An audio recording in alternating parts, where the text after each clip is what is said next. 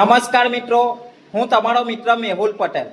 ખાસ કરીને ભરૂચ અને સુરતની જે ઘટના ફૂડ પોઈઝનિંગની બની છે, ત્યારબાદ તંત્ર એક્શનમાં આવી ગયું છે.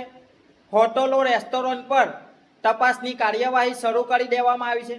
પણ એક ગંભીર સવાલ છે કે જ્યારે કોઈનો જીવ ગયા બાદ જ તંત્ર પ્રશાસન એક્શનમાં કેમ?